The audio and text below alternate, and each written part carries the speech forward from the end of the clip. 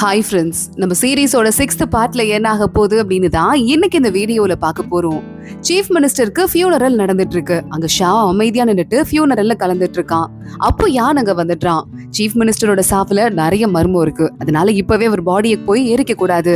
அதனால அதுக்கு முன்னாடி அவர் பாடியை நாங்க செக் பண்ணி பார்க்கணும். அதை எங்ககிட்ட கொடுங்க அப்படின்னு கேட்க, பிரைம் மினிஸ்டர்னா சாதாரணப்பட்ட ஆள் கிடையாது. பாடியெல்லாம் அப்படிலாம் கொடுக்க முடியாது, அது மரியாதையா இருக்காதுன்னு ஷாவ் சத்தம் போட்டுட்டு இருக்கான். அதுக்கும் மேல யான் கொஞ்சம் கூட வெயிட் பண்ணாம பாடியை கொண்டு வாங்க அப்படின்னு அங்க இருந்து எடுத்துட்டு போக வச்சிடுறான். ஷாவுக்கு இப்ப வேற வழியே இல்ல, நேரா ராஜாவை பாக்குறதுக்கு போயிடுறான். ராஜா அதுக்கும் மேல அங்கிள் இப்படி இறந்து போயிட்டாரு, நம்ம நாடே அவரை நம்பிதான் இருந்தது, இப்படி திடீர்னு போனதுக்கு அப்புறமா நம்ம என்ன பண்ண போறோம், எனக்கே ஒண்ணும் புரியல அப்படின்னு அழுது டிராமா பண்ண ஆரம்பிக்க ஷாவு பாத்துட்டு இருக்கான். ராஜா நீங்க தான் ஹெல்ப் பண்ணணும், அப்பாக்கு இப்படி ஒரு நிலைமை வரவே கூடாது, அது எவ்வளவு பெரிய அவமானம், அவர் தான் தெளிவா குவான் கேஸ்னாலதான் எனக்கு இந்த சாபு வந்திருக்குன்னு எழுதி வச்சுட்டு இறந்து போயிருக்காரு, இதுக்கும் மேல என்ன ஆதாரம் தேவைப்படுது, அந்த கேஸ பத்தி விசாரிச்சு அதுல யாரெல்லாம் இன்னும் மிச்சம் இருக்காங்களோ அவங்களை கொலை பண்ணணும், அது ஒண்ணு மட்டும் தான் நம்ம செய்ய வேண்டிய வேலை அப்படின்னு சொல்லிட்டு இருக்கான். ராஜா பாக்குறாரு, சரிப்பா இந்த மேட்டர் பத்தி நான் பேசிட்டு இருக்கேன், உங்க அப்பாக்கு நான் நல்லதை வாங்கி தரேன் அப்படின்னு சொல்லிட்டு ராஜாவும் சொல்லி சமாளிக்கிறான். ஆனா விடவே மாட்டிக்கிறான் அந்த ஷா. இப்பவே எங்க அப்பாவோட பாடியை ரிலீஸ் பண்ண சொல்லுங்க, நான் இறுதி சடங்கு பண்ணியே ஆகணும் அப்படின்னு கத்திக்கிட்டு இருக்கான். இங்க யான் பாக்குறான், மினிஸ்டரோட பாடியை பாத்துட்டு இருக்கான். தலைக்கிட்ட ஏதோ வெள்ளையா தெரியற மாதிரி இருக்கு, கைய வச்சு பாக்குறான். பார்த்தா அவன் கையில பவுடர் மாதிரி ஒட்டுது. அது லேசா மோந்து பார்த்தா முகத்துல எல்லாம் பவுடர் போடுவாங்கல்ல, அதுலயே ஒரு டைப் அப்படின்னு சொல்லிட்டு தெரியுது. இந்த பவுடர் எதுக்காக மினிஸ்டர் மேல வரணும், அப்ப கொலை பண்ணது ஒரு பொண்ணா அப்படின்னு கேட்டுட்டு எல்லாரும் அங்க இருக்கிறவங்க எல்லாம் ஷாக் ஆயிடுறாங்க. ஆளுங்க வராங்க, ராஜா உத்தரவு போட்டாரு பாடியை ரிட்டர்ன் பண்ணுமா அப்படின்னு சொல்ல, இப்போ யானுக்கும் வேற என்ன பண்றதுன்னு தெரியல. சரி ஓகே ரிட்டர்ன் பண்ணிடலாம் அப்படின்னு சொல்லிட்டு இருக்கான். பார்த்தா ஒரு பக்கம் மகாராணி அழுதுட்டு இருக்கா. என் அப்பாவை நேத்து பார்த்ததான் கடைசியா இருக்கும், நான் நினைச்சு கூட பாக்கல, நல்லா கூட நான் அவர்கிட்ட பேசல, ஆனா அப்பா எப்போதுமே வந்துட்டு என்னை வளர்க்கும் போது அவர் மனசுல ஏதோ ஒண்ணு வச்சு அழுத்திருக்காருன்னு சொல்லிட்டு தெரியும், என்னதான் இருந்தாலும் அவர் என் அப்பா தானே, என்னால தாங்கிக்கவே முடியல அப்படின்னு அழுதுட்டு இருக்கா. பக்கத்திலேயே ஷீச்சி தான் நின்னுட்டு இருக்கா. கவலைப்படாதீங்க மகாராணி, உங்க அப்பாவோட ஆத்மா கண்டிப்பா உங்களை பார்த்து என் பொண்ணு நல்லாதான் வளர்த்திருக்கேன்னு நினைப்பாரு, நீங்க ஃபீல் பண்ணாதீங்க, அதான் உங்க அண்ணன் இருக்கார்ல, இதுக்கும் மேல இந்த அரண்மனையில உங்களுக்கு எந்த பிரச்சனையும் வராம உங்க அண்ணன் பாத்துக்குவாரு அப்படின்னு சொல்ல ராணி பாக்குறா. இப்போ எங்க அப்பா இருந்த இடத்துக்கு என் அண்ணன் வந்துருவான், ராஜாவை எப்படியாவது கொலை பண்ணிட்டு பவரை அவன் கையில வாங்கணும்னு நினைப்பான், எனக்கு என்னவோ எங்க அண்ணன் மேல அந்த அளவுக்கு நம்பிக்கை இல்ல அப்படின்னு ராணி சொல்லிட்டு இருக்கா. அவ பாட்டுக்கு குடிச்சிட்டே இருக்கா. ஷீச்சி பாக்குறா, சரி ஓகே எனக்கும் சொல்யூஷன் தெரியல, உங்க கூட சேர்ந்து நான் குடிச்சு கம்பெனி கொடுக்குறேன் அப்படின்னு இவ்வளவு கூட சேர்ந்து குடிச்சிட்டு இருக்கா.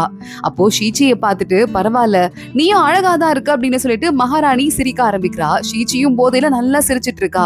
இதுக்கு மேல நீ தான் என்னோட பெஸ்ட் ஃப்ரெண்டுன்னு மகாராணி சொல்ல, ஆமாமா நீங்க தான் எனக்கு பெஸ்ட் ஃப்ரெண்டுன்னு ஷீச்சி சொல்லிட்டு இருக்கா.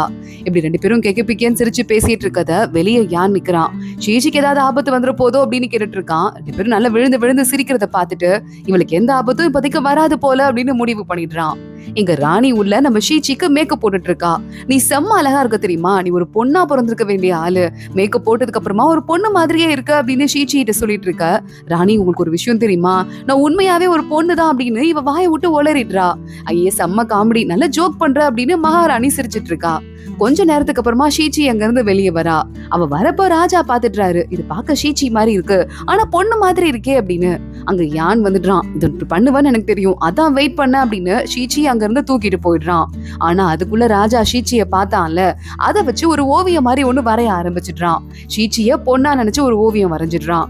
இத பார்த்ததுமே அவ ஒரு பொண்ணா இருந்தா எவ்வளவு நல்லா இருந்திருக்கும் அப்படின்னு அவனுக்கே தெரியாம ஷீச்சி மேல காதல்ல விழுந்துட்டு இருக்கான். ஒரு பொண்ணா இருந்தா நான் அவளை லவ் பண்ணிருப்பேன் அப்படின்னு சொல்லிட்டு இன்னொரு பக்கம் ஷீச்சியை யான் கூட்டு போயிட்டு ரூம்ல படுக்க வச்சுட்டு ஒழுங்கா தண்ணியை குடி, படுத்து தூங்குன்னு சொல்ல ஷீச்சி பாக்குறா. மகாராணி நான் ரொம்ப அழகா இருக்கேன்னு சொன்னாங்க, நீ என்ன சொல்ற, நான் அழகா இருக்கேனா அப்படின்னு கேட்டுட்டு இருக்கா. போதும் வாய் மூடு, இதுக்கு மேல எதுவும் பேசாது அப்படின்னு நம்ம யான் அவளை பார்த்து முறைக்க ஆரம்பிக்கிறான். லைட்டா அவனுக்கு வெக்கமா இருக்கு. ஷீச்சி சொல்றா, நான் உன்ட்டு ஒரு முக்கியமான விஷயம் சொல்லணும்பா, நான் நிஜமாவே ஒரு பொண்ணு தான், அது மட்டும் இல்லாம ஐ லவ் அப்படின்னு சொல்லிட்டு ஆரம்பிக்க, வாய மூடு அப்படின்னு யான் அவளோட வாய மூடி விட்டுடுறான். கத்தி தொலைஞ்சிடாத, யாருக்காவது தெரிஞ்சிட போகுது அப்படின்னு சொல்லிட்டு ஷீச்சி பாத்துட்டே இருக்கா. கையை எடுத்து விட்டுட்டு யானுக்கு கிஸ் பண்ண ஆரம்பிச்சிடுறா. யான் முதல்ல பயங்கரமா ஷாக் ஆகுறான். அப்ப அவனும் மனசுக்குள்ள காதலோட தானே இருக்கான், அவனும் சேர்ந்து கிஸ் பண்ணிட்டு இருக்கான். அப்படியே நைட்டு ஓடிடுது. அடுத்த நாள் காலையில ஷீச்சி எந்திரிக்கிறா. என்ன தலை வலிக்கிற மாதிரி இருக்குன்னு யோசிக்கும் போதே யான்க்கு அவ கொடுத்த கிஸ் ஞாபகம் வந்துருது. ஐயோ என்ன காரியம் பண்ணி வச்சிருக்கேன், என்ன ஆச்சோ தெரியலையே அப்படின்னு சொல்லிட்டு யானை எப்படியாவது பார்க்க கூடாது, எஸ்கேப் ஆயிட்டு இங்க இருந்து ஓடிட வேண்டியதா அப்படின்னு ஷீச்சி ஒரு பக்கம் இருந்து கிளம்பிட்டு இருக்கா. மேக்கப் எல்லாம் வேற போட்டு இருந்திருக்கேன், என்ன நடந்திருக்கு, ஐயோ ஆமா மகாராணி கிட்ட வேற நான் ஒரு பொண்ணுன்னு சொன்னேன், அவங்க நம்புனாங்களா இல்ல அவங்களுக்கு போதையில மறந்துருச்சா அப்படின்னு சொல்லி சொல்லிட்டு ஏதேதோ யோசிக்க ஆரம்பிக்கிறா. இங்க மகாராணிய பாக்குறதுக்கு ஷாவ் வந்துடுறான். இந்த மருந்த கொடி அப்படின்னு சொல்லிட்டு அவளுக்கு ஊட்டி விட்டுட்டு இருக்கான். இல்ல அது எனக்கு ஒரு மாதிரி பயமா இருக்கு, அப்பா இல்லாம தனியா இருக்க மாதிரி இருக்குன்னு சொல்ல, நான் தான் இருக்கேன்ல, அந்த பொறுப்பெல்லாம் நான் எடுத்துக்கிறேன் அப்படின்னு ஷாவ் சொல்லிட்டு இருக்கான். இவங்க 2 பேரும் பேசிட்டு இருக்கும் போதே ஷீச்சி மகாராணி கிட்ட ஏதாவது தெரிஞ்சிருக்கான்னு பாக்கலாம், விஷயம் என்னன்னு கேட்டு பாக்கலாம் அப்படின்னு உள்ள வந்துட்டு இருக்கா. அதுக்குள்ள மகாராணி இங்க தூங்கி போயிட்டு இருக்காங்க படுத்துட்டு. இந்த ஷாவ் இருக்கான்ல, இவ தங்கச்சி இல்ல அப்படிங்கறதால மகாராணியை எனக்குமே தங்கச்சியா பார்த்தது இல்ல போல, கொஞ்சம் கொஞ்சமா அவகிட்டயே தப்பி தவறி காதல உணர்ந்திருக்கான். மகாராணி இவ தூங்கிட்டான்னு தெரிஞ்சு, நான் உன்னை பாத்துக்கிறேன், உனக்கு எந்த ஆபத்தும் வரவிட மாட்டேன், நீ தான் எப்பவுமே பவர்ஃபுல்லான ஆளா இருப்பேன்னு சொல்லிட்டு அவளுக்கு கிஸ் பண்ணிட்டு இருக்கான். இத ஷீச்சி வெளியே இருந்து பாத்துடுறா. ஐயோ இப்ப என்ன பண்றது, என்ன ஒரு தப்பான விஷயம் நடக்குது, ராஜாட்ட போய் சொல்லவா, ஒருவேளை சொன்னா ராணியை அவர் சந்தேகப்பட்டா என்ன பண்றதுன்னு நம்ம யோசிச்சுட்டு இருக்கும் போதே ராணியோட அசிஸ்டன்ட் அங்க வந்துடுறா. எதுக்கு நீ இப்ப திருன்னு முழிச்சிட்டு இருக்க அப்படின்னு கேட்டு வச்சிடுறா. அதுதான் சாக்கு அப்படின்னு சொல்லிட்டு நேரா வெளியே வந்துடுறான் ஷாவ். என்னம்மா எதையாவது பாத்தியா அப்படின்னு கேட்க, இல்ல நான் ராணி கிட்ட போயிட்டு பேசலாம்னு சொல்லிட்டு உள்ள வந்து ஆறுதல் சொல்லான்ட்டு, அப்போ அந்த வேலைக்கார பொண்ணு கொஞ்சம் ஓவரா பேசுறா அப்படின்னு நம்ம ஷீச்சி சமாளிக்க ஆரம்பிக்கிறா. எதையும் பாக்கல போல அப்படின்னு முடிவு பண்ணிட்டு அங்க இருந்து இவன் கிளம்பி போயிடுறான். ஷீச்சி விட்டா போதும் அப்படின்னு எஸ்கேப் ஆயிட்டு அங்க இருந்து ஓடிட்டு இருக்கா. இங்க ஷாவ் நேரா கிளம்பி ஒரு ஹோட்டல் கிளப் ஒண்ணுக்கு வந்துடுறான். அங்கதான் சூயும் இருக்கா. யானுக்கு சப்போர்ட் பண்ணிட்டு ஒரு பொண்ணு இருப்பால கிளப்ல, அந்த பொண்ணு. உடனே இந்த விஷயத்த யான் கிட்ட சொல்லி அனுப்புவோம், நீ போய் என்ன நடக்குதுன்னு பாத்துக்கோ அப்படின்னு ஒரு ஆள் அனுப்புறா. உள்ள பார்த்தா பெரிய பெரிய பிசினஸ் மேன்லாம், நம்மலாம் இத்தனை நாளா சீஃப் மினிஸ்டருக்கு சப்போர்ட் பண்ணிருந்தோம், இப்ப அவர் இறந்து போயிட்டாரு, இதுக்கும் மேல நம்ம பவர் எல்லாம் நம்ம கையிலேயே எடுத்துக்கலாம், நம்ம எத்தனை நாளைக்கு தான் அவருக்கு அடிமையா இருக்க முடியும் அப்படின்னு பேசிட்டு இருக்க சரியான நேரத்துக்கு ஷா உள்ள வந்துடுறான். இங்க பாருங்களேன், உங்க ஒய்ஃப்க்கு ஒரு ரொம்ப மோதிரம் பிடிக்கும்னு சொன்னீங்க, வாங்கி கொடுத்திருந்தீங்கல்ல, அந்த ரிங் இங்க இருக்கு பாருங்க.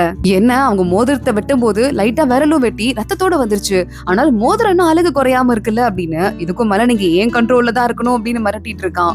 அங்க இருக்கிற அத்தனை ஆளுங்களும் பயந்து போயிட்டு வாயை மூடிட்டு இருக்க. இந்த விஷயத்தெல்லாம் ஒட்டு கேட்டு சூயும் அங்க இருந்து வெளியே ஓடுறா. சரியா அந்த நேரம் பார்த்து ஷா வெளியே வந்துடுறான். யார் இந்த பொண்ணு அப்படின்னு கேட்க, சூயு யான் இருக்கான்ல அவனோட ஆளு அப்படின்னு சொல்ல, அப்படியா இவளை பத்தி கொஞ்சம் விசாரிச்சு பாரு அப்படின்னு ஷாவ் சொல்லிடுறான். இங்க யான் கேட்ட அந்த பவுடர் போகுது, இந்த பவுடர் தான் அன்னைக்கு மினிஸ்டரோட பாடி மேல இருந்ததுன்னு சொல்ல, இது கிட்டத்தட்ட எல்லாருமே முகத்துல யூஸ் பண்ற பவுடர் தான், ஆனா எல்லா இடத்துலயும் பரவலா கிடைக்கிறது இல்ல, இதை எங்கெங்கெல்லாம் யூஸ் பண்ணுவாங்க, ரொம்ப காஸ்ட்லியா இருக்கே அப்படின்னு ஷாவ் கேக்குறான்.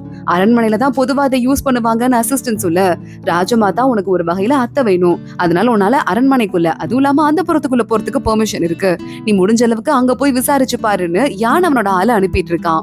யானை அடுத்து சூயு கூப்பிட்டான்னு தகவல் அவளை பாக்குறதுக்கு வந்துடுறான். சூயும் இந்த மாதிரி நிறைய பிசினஸ் மேன் வந்தாங்க, ஷாவங்க அத்தனை பேர் வாழையும் சுருட்ட வெட்டிட்டான், அதனால அவ்வளவு பேரும் இப்ப அவனுக்கு அடிமை ஆயிட்டாங்கன்னு சொல்லிட்டு இருக்க. இதை நான் பாத்துக்கிறேன், நீ என்ன டைரக்டா கான்டாக்ட் பண்ண வேண்டாம், உனக்கு ஆபத்து இருக்குன்னு நான் சொல்லிட்டே இருக்கேன், எத்தனை தடவை நீ என்ன பாப்ப, இதுக்கு மேல ஏதாவதுன்னா எனக்கு சொல்லி மட்டும் அனுப்பு அப்படின்னு யான் சொல்லிட்டு இருக்கான். நீங்க பார்த்து பத்திரமா போயிட்டு வாங்கன்னு சூயும் அவனை பார்த்து பல்ல காட்டி சிரிச்சுட்டு அங்க இருந்து கிளம்புறா. ஆனா அதை யாரோ பாத்துடுறாங்க, நேரா போயிட்டு இங்க ஷாவ் கிட்டையும் சொல்லிடுறாங்க. இந்த சூயும் இந்த குவான் கேஸ் இருந்ததுல அந்த கேஸ்ல தப்பிச்ச ஒரு ஆளோட பொண்ணு, அந்த பொண்ணை யான் தான் பத்திரமா பாதுகாத்து வச்சிருக்கான்னு சொல்ல நினைச்சேன். அப்பவே எனக்கு டவுட் இருந்துட்டே இருந்தது, இப்பதான் கொஞ்சம் கொஞ்சமா கன்ஃபார்ம் ஆகுது, இந்த யான் அவ்வளவு சாதாரணப்பட்ட ஆள் கிடையாது போல, சூயுவை வாட்ச் பண்ணிக்கோங்க, இந்த பவுடர் எங்க அப்பாவோட பாடியில இருந்ததுங்கிறத யான் கண்டுபிடிச்சிருக்கான், இந்த பவுடர் எப்படி இங்க வந்திருக்கும், இது அந்த புறத்துல பொதுவா யூஸ் பண்ணுவாங்கன்னு யான் சொல்லிட்டு இருக்கான். அந்த புறத்துல மட்டும் இல்ல, இந்த சூயூர் கால இந்த கிளப், அந்த கிளப்ல கூட இந்த பவுடரை யூஸ் பண்ணுவாங்க, சோ அதனால அப்பாவோட மரணத்துக்கு காரணம் சூயுவாவோ இல்ல அவங்க சம்பந்தப்பட்ட ஆளாவோ இருக்கலாம், அத முதல்ல விசாரிங்க, ஒருவேளை அப்படி இல்லனா கூட இதுதான் சாக்குன்னு சொல்லிட்டு சூயுவை பழி வாங்கறதுக்கு இத யூஸ் பண்ணிக்கலாம் அப்படின்னு ஷாவ் சொல்லிட்டு இருக்கான். உடனே அங்க இருந்து ஓகே அப்படின்னு கிளம்பி போயிட்டு இருக்காங்க. அடுத்த நாள் மறுபடியும் அரசவை கூடுது. அந்த இடத்துல இப்ப நம்ம ஏற்கனவே மினிஸ்டரோட பதவிக்கு யார போடுறது அப்படின்னு யோசிச்சுட்டு இருக்காங்க. ஷாவ் போறான், இந்த பதவியை எனக்கு கொடுத்துருங்க, அப்பா விட்டு போன வேலையெல்லாம் நான் முடிக்கணும் அப்படின்னு சொல்லிட்டு இருக்கான். யானான நடுவுல போயிட்டு இந்த கேஸ் இன்னும் விசாரிக்கல, விசாரிச்சு முடிச்சு தீர்ப்பு வந்ததுக்கு அப்புறமா யாருக்கு பதவி கொடுக்கலான்னு பாத்துக்கலாம் அப்படின்னு பேசி பாக்குறான். ஆனா எல்லா மினிஸ்டர்ஸும் ஆல்ரெடி ஷாவ் கண்ட்ரோல்ல தான் இருக்காங்க, நமக்கு தெரியும்ல, சோ அத்தனை பேருமா ஒன்னா சேர்ந்துட்டு ஷாவுக்கு பதவி கொடுங்க கொடுங்க அப்படின்னு பேசிடுறாங்க.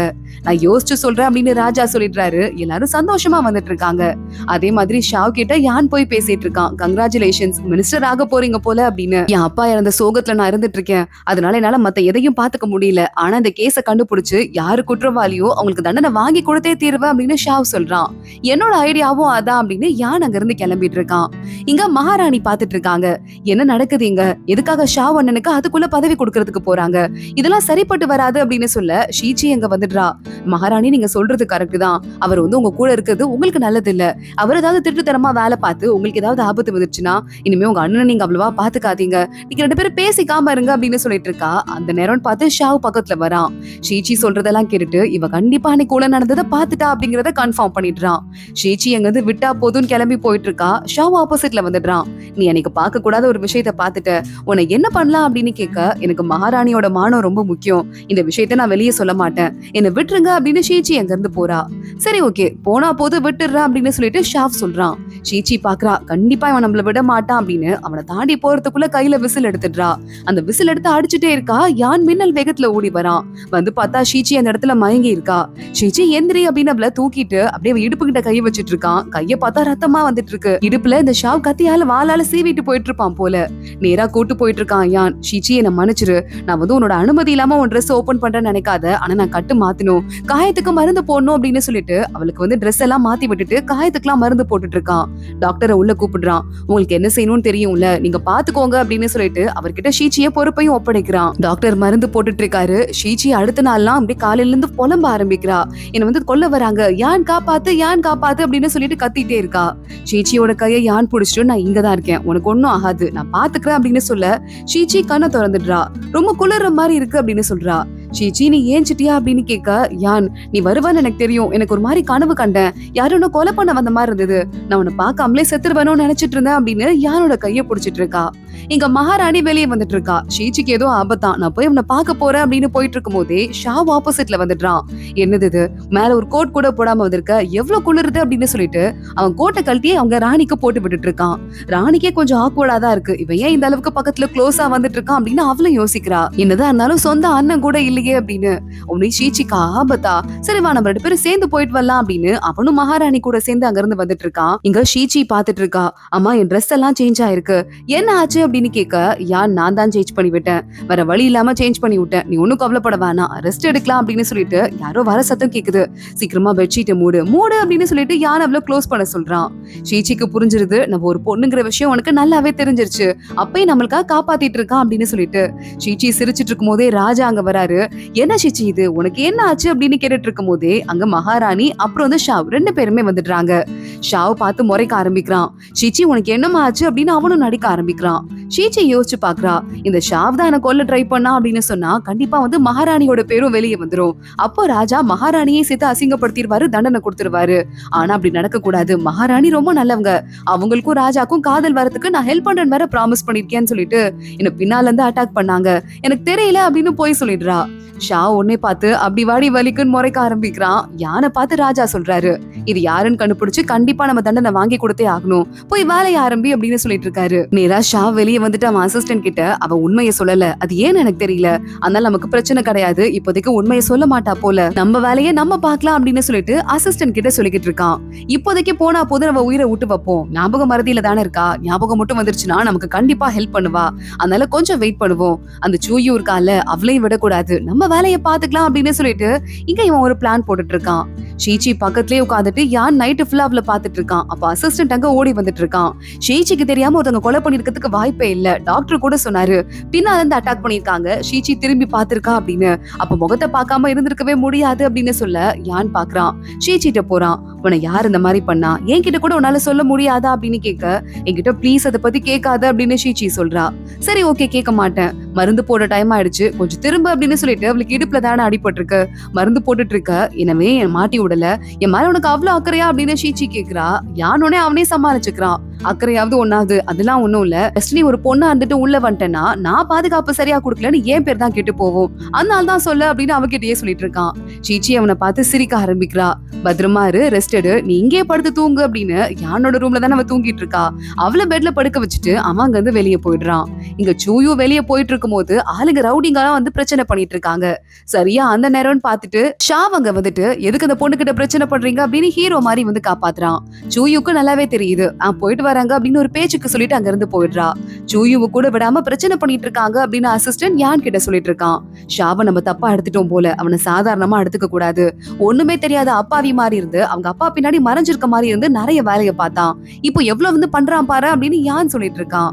சூயு மியூசிக் வாசிக்கிற இடத்துக்கு அங்கேயும் போயிட்டு ஷா உட்காந்துட்டு இருக்கான். பிரமாதமா வாசிக்கிறமா, உனக்கு பெரிய கிஃப்டே கொடுக்கலாம் போல அப்படின்னு ஏதேதோ சொல்லிட்டு, நீ பேசாம எனக்கு சொந்தமான பொண்ணா மாறிடுறியா அப்படின்னு கேட்க, இல்ல சார் இருக்கட்டும் நான் கிளம்புறேன் அப்படின்னு சூயு அங்க இருந்து கிளம்பிடுறா. இருடி உன்னை ஊட்டாதானே அப்படின்னு மனசுக்குள்ள இவன் நினைச்சிட்டு இருக்கான். அன்னைக்கு நைட் ஆகுது. நம்ம யான் மறுபடியும் ரூம்க்கு வரான். சீச்சி பாக்குறா, இதுக்கும் மேல நான் உங்க கட்டில படுத்துட்டு இருந்தா அது சரிப்பட்டு வராது, நீங்க படுத்துக்கோங்க, நான் கீழே படுத்துக்கிறேன் அப்படின்னு சொல்ல அவளை கட்டில படுக்க வச்சுட்டு யான் கீழே படுத்து தூங்க ஆரம்பிக்கிறான். சீச்சி அடுத்த நாள் வெளியே வரா. இப்பதான் உடம்பு கொஞ்சம் நல்லா இருக்க மாதிரி இருக்குன்னு சொல்லும் போதே அங்க ஒரு அசிஸ்டன்ட் வந்துடுறான். சீச்சி என்ன ஆளே ரொம்ப நாளா காணா, இப்பயாவது உனக்கு உடம்புக்கு ஸ்ட்ரென்த் ஆச்சு, இப்போ நல்லா இருக்கியா அப்படின்லாம் அக்கறையா கேட்டுட்டு இருக்கும் போது டக்குன்னு பார்த்தா வெளியே ஒரு சிக்னல் போயிட்டு இருக்கு. சீச்சி பாக்குறா, ஐயோ இது என் ஜூனியரோட சிக்னல், அவனை மறந்துட்டோமே அப்படின்னு சொல்லிட்டு கொஞ்சம் பாச கூட நான் வெளியே போயிட்டு வரணும் அப்படின்னு சீச்சி அந்த சாக்க வச்சு ஓடி போயிடுறா. சீச்சியோட ஜூனியர் பாக்குறான், அக்கா உனக்கு ஏதாவது தாட்ஸ் இருக்கா, என்ன பண்ணலான்னு இருக்கான்னு கேட்க, இங்க பாருடா யான் ரொம்ப நல்ல டைப்பா இருக்காருடா, அவரெல்லாம் வந்து கொஞ்சம் கூட எனக்கு அட்டாக் பண்றதுக்கு மனசே இல்ல, அது மட்டும் இல்லாம எத்தனை தடவை திரும்ப என் உயிரை காப்பாத்திருக்காரு, அது மட்டும் இல்லாம எனக்கு அவராவே அப்படின்னு சொல்லிட்டு வெக்கப்பட ஆரம்பிக்கிறா. அக்கா யானுக்கு உனக்கு பிடிச்ச மாதிரி எனக்கு தெரியல, உனக்கு தான் யானை பிடிச்ச மாதிரி இருக்கு, இப்படி நீ பண்ணிட்டு இருந்தனா அவ்வளவுதான் உன் கதை காலி அப்படின்னு சொல்லிட்டு இருக்க. சீச்சி அதெல்லாம் இருக்கு பாத்துக்கலாம் அப்படின்னு சொல்லிட்டு இருக்கும் போதே பக்கத்துல இருக்கிற கிளப்புக்குள்ள யான் போறான். எவ்வளவு தைரியம் தான் என்கிட்ட பல்ல காட்டி எனக்கு முத்தம் வர கொடுத்துட்டு மறுபடியும் இந்த சூயுவை பார்க்க போறான் பாரு அப்படின்னு சீச்சி பின்னாடியே போயிட்டு இருக்கா. யான் போறவன் சூயுவை பாக்குறான். இதுக்கு மேல இந்த ஊர்ல இருந்தா உனக்கு ஆபத்து, நீ கேபிட்டல் சிட்டியை விட்டு வெளியே போயிடு, உனக்கு தங்குறதுக்கு எல்லா ஏற்பாடும் நான் பக்காவா பண்ணிருக்கேன், அங்க போய் நீ உன் வாழ்க்கையை வாழ்ந்துட்டு அப்படின்னு சொல்ல, உங்களை எப்படி நான் ஆபத்துல விட்டு போவேன், நான் போல மாட்டேன் அப்படின்னு சூயு சொல்றா. பார்த்து பார்த்து யானுக்கு பொறுமையே போயிடுது. நான் சொல்றத சொல்லிட்டேன், உங்களை பாத்துக்க வேண்டிய கடமை எனக்கு இருக்கு, நான் பாத்துட்டு இருக்கேன், சோ நான் சொல்றத கொஞ்சமாவது புரிஞ்சுக்கோ அப்படின்னு யான் அங்க இருந்து வெளியே போறதுக்கு ட்ரை பண்றான். சூயு பாக்குறா, ரொம்ப குளிர் அதிகமாகுது, உங்களுக்காக இந்த கோட்டை நானே ஸ்டிச் பண்ணிருக்கேன், இதை போட்டுக்கோங்கன்னு போத்தி விட ட்ரை பண்றா. சூயு இந்த மாதிரி என்கிட்ட நீ க்ளோஸா இருக்குது எனக்கு சரிப்பட்டு வராது அப்படின்னு யான் அங்க இருந்து போக ஆரம்பிக்கிறான். ஆனா அதுக்குள்ள சீச்சியே உள்ள வந்துடுறா. இங்க பாரு வெளியே வந்து ஊருக்கு நல்லவ மாதிரியே பேசிட்டு இருப்பான், ஆனா இங்க பண்ற வேலையை பாத்தியா அப்படின்னு சூயு ஒரு பக்கம் கண்ணா பின்னான்னு கத்திட்டு இருக்கா. இந்த மாதிரி இடத்துக்குலாம் நீ எதுக்கு வர அப்படின்னு யான் கேட்க, நீ மட்டும் வர உள்ள சூயு தானே இருக்கா அப்படின்னு ஷீச்சி சண்டை போடும் போதே சூயு வந்துடுறா. நான் யோசிச்சு பாத்துட்டேன், நான் கொஞ்சம் ஓவரா பண்ணிட்டேன்னு எனக்கே தோணுது, ஆனா இந்த கோட்டை நான் உங்களுக்காக ஸ்டிச் பண்ணிருக்கேன் உங்க அளவுக்காக, இதை நீங்க போட்டாதானே அதுக்கு ஒரு யூஸா இருக்கும் அப்படின்னு சொல்ல, கொடுங்க கொடுங்க நான் வாங்கிக்கிறேன், நான் பாத்துக்கிறேன் அப்படின்னு சூயு வாங்கிக்கிறா. வீட்டுக்கு போற டைம் ஆயிடுச்சு, வா போலாம் அப்படின்னு யான் அங்க இருந்து இழுத்துட்டு போயிட்டு இருக்கா. அங்க ஒரு லேடி சூயு கிட்ட வந்துட்டு, கண்டிப்பா அந்த சீச்சி இருக்கான்ல அது ஒரு பொண்ணே தான், பையன் மாதிரி கெட்ட போட்டிருக்கா, நீ பாத்து இருந்துக்கோன்னு சொல்ல சூயுக்கு இன்னும் அப்செட் ஆயிடுது. சீச்சியும் யானும் வீட்டுக்கு போறதுக்குள்ள ராஜா அங்க வந்துடுறாரு. என்ன சீச்சி உன்னை ஆளையே காணா, என் கூட வர போறியா இல்லையா, எனக்கு போர் அடிக்குதுன்னு சொல்ல, இல்ல இல்ல எனக்கு இந்த கேஸ்ல கண்டுபிடிக்க வேண்டிய வேலை நிறைய இருக்கு, ராஜா நீங்க போய் ரெஸ்ட் எடுங்க, அப்புறம் பாத்துக்கிறேன்னு ராஜாவே துரத்தி விட்டுடுறா. ராஜா சோகமாயிட்டு போயிடுறாரு. அடுத்த நாள் காலையில சீச்சி நேரா யான் கிட்ட போய் வம்பலுக்கு ஆரம்பிக்கிறா. பார்த்து பார்த்து ஒரு பொண்ணு உனக்கு கோட் தச்சு கொடுத்திருக்கா, அத பொடமனு என்ன போட்டிருக்கு அப்படின்னா நக்கல் பண்ணிட்டு இருக்கா. யான் பாக்குறான், இவ வேற ஓவரா பொறாம முத்தி போய் சுத்திட்டு இருக்காளே அப்படின்னு சொல்லிட்டு வேலையை பாரு அப்படின்னு அங்க இருந்து கிளம்பி போயிடுறான். சீச்சி பாக்குறா, போட்டு தைக்கிறது என்ன அவ்வளவு கஷ்டமான விஷயமா, நான் எப்படி தைக்கிறேன் பாருன்னு நல்ல துணியை காஸ்ட்லியா போட்டு வாங்கிட்டு வந்து துணியை கொஞ்சமா கட் பண்றேன்ட்டு கிட்டத்தட்ட கர்ச்சிஃப் அளவுக்கு கட் பண்ணிடுறா. இதுக்கு மேல இதுல எப்படி துணியை தைக்கிறதுன்னு தெரியலையே அப்படின்னு யோசிக்க ஆரம்பிக்கிறா. இங்க ராஜா பாக்குறான், சீச்சி வீட்டுக்கே வரமாட்டா, போர் அடிக்குதுன்னு உடம்பு சரியில்லாத மாதிரி வேஷம் போட்டு நடிக்க ஆரம்பிக்கிறான். சீச்சி வந்து பாத்துட்டு, ராஜா என்ன உங்களுக்கு அதுக்குள்ள டார்க் சர்க்கிள்லாம் வந்துருச்சு, என்ன ஆச்சுன்னு கேட்கும் போதே அந்த இடத்துக்கு யானும் வந்துடுறாரு. யான் வந்துட்டு சீச்சியை பார்த்து, இங்க பாரு ராஜா உடம்பு சரியில்லை போல, டாக்டர் கூப்பிட்டு ட்ரீட்மெண்ட் பார்க்க சொல்லலாம், நம்மளும் அவர் கூடயே இருந்தோம் அப்படின்னா அரண்மனையில எல்லா இடத்துக்கும் பரவிட்டு அப்புறம் ராஜாக்கு தான் கஷ்டமாயிரும், சோ நம்ம இங்க இருந்து போயிடலாம் அப்படின்னு டாக்டரை கூட்டு விட்டுட்டு சீச்சியும் யானும் அங்க இருந்து கிளம்பி போயிடுறாங்க. உடனே ராஜா போட்ட டிராமா அத்தனையும் வேஸ்டா போயிடுச்சு அப்படின்னு நினைச்சிட்டு இருக்காரு. இங்க நம்ம யான் கேட்டுட்டு இருக்கான், பாரு அவர் எப்படி டிராமா பண்ணிட்டு இருக்காருன்னு அப்படின்னு சொல்லி கேட்க, சீச்சி பாக்குறா, டிராமாலாம் ஒண்ணு கிடையாது, அவருக்கு உண்மையாவே உடம்பு சரியில்லைதான் போல அப்படின்னு சொல்லிட்டு இருக்கா. அதுவும் இல்லாம ஒரு பொண்ணு தான் அந்த பவுடர் எல்லாம் மூஞ்சில போடுவாங்க, யாராவது ஆம்பளை போடுவாங்களா அப்படின்னு சீச்சி கேட்க, இந்த பாயிண்ட் ஒரு முக்கியமான பாயிண்டா யானுக்கு தோணுது. ஓ அப்படியா, அப்படி வேற ஒண்ணு இருக்குல்ல அப்படின்னு யோசிக்க ஆரம்பிக்கிறான். என் கூட வா அப்படின்னு சீச்சியை கூட்டு போயிட்டு, நீதான் ரொம்ப முக்கியமான ஆளாச்சே, ராஜாவை வேற காப்பாத்த போறல, எனக்கு கொஞ்சம் ஹெல்ப் பண்ணுன்னு சொல்லிட்டு சீச்சியை வெளியே விட்டுட்டு சூயுவை பாக்குறதுக்கு உள்ள போயிடுறான். எவ்வளவு தைரியம் தான் என்ன கூட்டு வந்து வாசல நிக்க வச்சுட்டு இவங்க குஜால்ஸ் பண்ணிட்டு இருப்பான், இவனை விடக்கூடாது அப்படின்னு சீச்சி மனசுக்குள்ளேயே திட்டிக்கிட்டு இருக்கா. அதோட தான் இன்னைக்கு எபிசோட் முடியுது. அடுத்தடுத்து என்ன ஆக போகுது தொடர்ந்து பார்க்கலாம். இந்த வீடியோவை லைக் பண்ணிக்கோங்க, மறக்காம நம்ம சேனலுக்கு சப்ஸ்கிரைப் பண்ணிட்டு பெல் ஐக்கனையும் கிளிக் பண்ணிக்கோங்க. அடுத்த வீடியோல பார்க்கலாம். அது வரைய பாய்.